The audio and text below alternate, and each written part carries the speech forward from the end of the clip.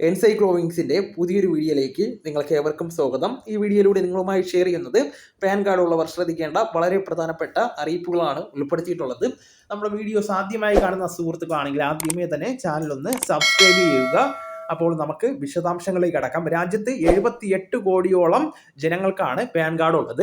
Permanent account നമ്പറിന്റെ അഥവാ pan കാർഡിന്റെ രണ്ടാം പതിപ്പായിട്ടുള്ള പാൻ 2.0ക്ക് 2024 നവംബറിൽ കേന്ദ്ര മന്ത്രിസഭാ യോഗം അംഗീകാരം നൽകിയിരുന്നു.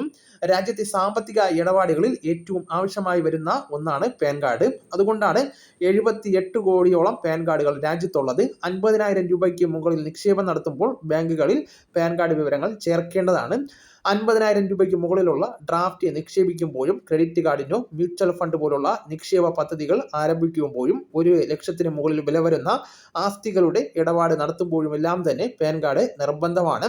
5 ലക്ഷത്തിൽ കൂടുതൽ മൂല്യമുള്ള സ്ഥലങ്ങൾ വാങ്ങുകയോ വിൽക്കുകയോ ചെയ്യുമ്പോഴും മോട്ടോർ വാഹനങ്ങൾ വാങ്ങുകയോ വിൽക്കുകയോ ചെയ്യുമ്പോഴും പാൻ കാർഡ് വിവരങ്ങൾ നൽകേണ്ടതാണ്. അതോടൊപ്പം തന്നെ 25,000 രൂപയ്ക്ക് മുകളിലുള്ള വിദേശ യാത്രകൾ നടത്തുന്നതിനും പാൻ കാർഡ് നിർബന്ധമാണ്. ഇപ്പോൾ 1-2 പവൻ സ്വർണം വാങ്ങുമ്പോഴും പാൻ കാർഡ് നിർബന്ധമാക്കുന്ന അവസ്ഥയിലേക്ക് സ്വർണ്ണവിലയും എത്തിയിട്ടുണ്ട്. പ്രധാനമായും 4 തരത്തിലുള്ള പാൻ കാർഡുകളാണ് രാജ്യത്തുള്ളത്. ഇതിൽ മഹാഭൂരിപക്ഷം ഓരോ വ്യക്തികൾക്കും നൽകുന്ന സാധാരണ പാൻ കാർഡാണ്.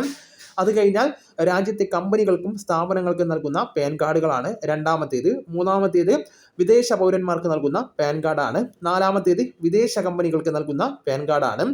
ഒരു വ്യക്തിക്ക് ഒരു പാൻ കാർഡ് നൽകുന്നത് ആജീവനാന്തമായിട്ടാണ്. അതിനാൽ പിന്നീട് പുതുക്കേണ്ട ആവശ്യം ഉണ്ടായിരിക്കുന്നതല്ല. ഒരു പാൻ കാർഡ് റദ്ദാകുന്നത് അത് നൽകിയ ആളുടെ മരണത്തോടെ ആയിരിക്കും. അതിനാൽ ഒരു പാൻ കാർഡ് ലഭിച്ചാൽ ആജീവനാന്തം ആ ഒരു പാൻ കാർഡ് മാത്രം മതിയായിരിക്കുന്നതാണ്. അതുകൊണ്ട് തന്നെ പാൻ കാർഡുകൾ പുതുക്കേണ്ട ഡേറ്റ് കഴിഞ്ഞു എന്നൊക്കെ പറഞ്ഞു വരുന്ന വ്യാജ സന്ദേശങ്ങളൊക്കെ എത്തുമ്പോൾ ഈ ഒരു കാര്യം പ്രത്യേകം ശ്രദ്ധിക്കേണ്ടിയിരിക്കുന്നു. ആദായ നികുതി നിയമം 1961 സെക്ഷൻ 139A പ്രകാരം ഒരാൾക്ക് ഒരു പാൻ കാർഡ് മാത്രമേ കൈവശം വയ്ക്കുവാൻ അവകാശമുള്ളൂ. നിങ്ങളുടെ പേരിൽ ഒരു പാൻ കാർഡ് നിലവിലുണ്ടെങ്കിൽ വീണ്ടും പുതിയ പാൻ കാർഡിന് അപേക്ഷിക്കുന്നത് നിയമവിരുദ്ധമാണ്. ഇനി ആരെങ്കിലും അറിയാതെ മുമ്പ് 1-2 പാൻ കാർഡുകളൊക്കെ എടുത്തിട്ടുണ്ട് എങ്കിൽ അതിൽ ഒരെണ്ണം സറണ്ടർ ചെയ്യേണ്ടതാണ്. ആദായ നികുതി വകുപ്പിന്റെ നിയമപ്രകാരം ഒന്നിൽ കൂടുതൽ പാൻ കാർഡ് ഒരു വ്യക്തിക്കുണ്ടെങ്കിൽ പിഴയും നിയമപരമായിട്ടുള്ള നടപടികളും നേരിടേണ്ടി വരുന്നതാണ്. 10,000 രൂപ വരെയാണ് പിഴ ചുമത്തുന്നത്. ചില സന്ദർഭങ്ങളിൽ കുട്ടികൾക്കും പാൻ കാർഡ് വേണ്ടി വരുന്നതാണ്. കുട്ടികളുടെ പേരിൽ നിങ്ങൾ നിക്ഷേപിക്കുന്നുണ്ടെങ്കിൽ പാൻ കാർഡ് കുട്ടിയുടെ പേരിൽ ഉണ്ടായിരിക്കേണ്ടതാണ്. അതുപോലെ നിങ്ങളുടെ പേരുള്ള നിക്ഷേപത്തിൽ കുട്ടിയെ നോമിനിയാക്കണമെങ്കിലും കുട്ടിക്ക് പാൻ കാർഡ് എടുക്കേണ്ടതാണ്. പ്രായപൂർത്തിയാകാത്ത വ്യക്തിക്ക് വരുമാന സ്രോതസ് ഉണ്ട് എങ്കിൽ അപ്പോഴും പാൻ കാർഡ് ഉണ്ടായിരിക്കേണ്ടതാണ്. ഈ സാഹചര്യങ്ങളിലാണ് കുട്ടികൾക്ക് പാൻ കാർഡ് വേണ്ടി വരുന്നത്. ജൂലൈ 1 മുതൽ പുതിയ പാൻ കാർഡിന് ആധാർ കാർഡും അതോടൊപ്പം തന്നെ വെരിഫിക്കേഷന് നിർബന്ധമാക്കിയിട്ടുണ്ട്. അതോടൊപ്പം തന്നെ നേരത്തെ പാൻ കാർഡ് ലഭിക്കുവാൻ ആധാർ നിർബന്ധമായിരുന്നില്ല. സാധ്യതയുള്ള തിരിച്ചറിയൽ രേഖയോ ജനന സർട്ടിഫിക്കറ്റോ നൽകിയാൽ പാൻ കാർഡ് ലഭിക്കുമായിരുന്നു. ടാക്സ് ഫയൽ ചെയ്യുന്നത് കൂടുതൽ സുതാര്യമാക്കുവാനും ഡിജിറ്റൽ വൽക്കരണം പ്രോത്സാഹിപ്പിക്കുവാനും നികുതി വെട്ടിപ്പ് തടയുന്നതിനുമായിട്ടാണ് പുതിയ നിബന്ധന കൊണ്ടുവരുന്നത്. നിലവിലുള്ള പാൻ കാർഡ് ഉടമകൾക്ക് ആധാറുമായി പാന് ലിങ്ക് ചെയ്യുന്നതിനുള്ള അവസാന തീയതി ഡിസംബർ 31.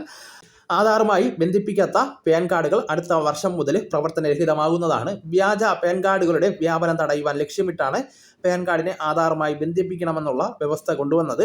പെർമനന്റ് അക്കൗണ്ട് നമ്പറിന്റെ രണ്ടാം പതിപ്പായിട്ടുള്ള പാൻ 2.0 1.5 വർഷത്തിനകം നടപ്പിലാക്കുന്നതാണ്. ഇതിനുള്ള കരാർ LTI മൈൻഡ്സ്ട്രീ എന്ന IT കമ്പനിക്ക് കേന്ദ്രം നൽകി കഴിഞ്ഞു. 792 കോടി രൂപയുടേതാണ് കരാർ എന്നാണ് നിലവിൽ ഇപ്പോൾ വിവരങ്ങൾ ലഭിക്കുന്നത്. പാൻ വിവരങ്ങളുടെ സുരക്ഷ ഉറപ്പാക്കുന്നതിനായിട്ട് ഡാറ്റ വോൾട്ട് സിസ്റ്റം എല്ലാ സ്ഥാപനങ്ങൾക്കും നിർബന്ധമാക്കുന്നതാണ്. പാൻ സംബന്ധിച്ചുള്ള പരാതികൾ കൃത്യമായിട്ട് പരിഹരിക്കുവാനും സംവിധാനം ഉണ്ടായിരിക്കുന്നതാണ്. നിലവിലെ പാൻ കാർഡ് ഉള്ളവർ പാൻ 2.0 പദ്ധതിയുടെ ഭാഗമായി പുതിയ പാൻ കാർഡിനായിട്ട് അപേക്ഷിക്കേണ്ടതായിട്ട് വരുന്നതല്ല. തിരുത്തൽ അല്ലെങ്കിൽ റീപ്രിന്റിംഗ് വേണ്ടി വരുമ്പോൾ മാത്രമാണ് പുതിയ പാൻ ഇങ്ങനെയുള്ളവർക്ക് മാത്രമാണ് നിർബന്ധമാക്കിയിട്ടുള്ളത്. എല്ലാവർക്കും പുതിയ പാന് നൽകുന്നതല്ല. പാൻ 2.0 ആരംഭിക്കുന്ന മുറയ്ക്ക് ഇമെയിൽ, മൊബൈൽ ഫോൺ, അതുപോലെ തന്നെ വിലാസം, ജനനത്തീയതി, പേരടക്കമുള്ളവ തിരുത്തുന്നതിന് പണം ഈടാക്കുന്നതല്ല. വളരെ പ്രധാനപ്പെട്ട ഈ വിവരം നിങ്ങളുടെ സുഹൃത്തുക്കളിലേക്കും മറ്റ് ഗ്രൂപ്പുകളിലേക്കും കൂടെ ഷെയർ ചെയ്യുക.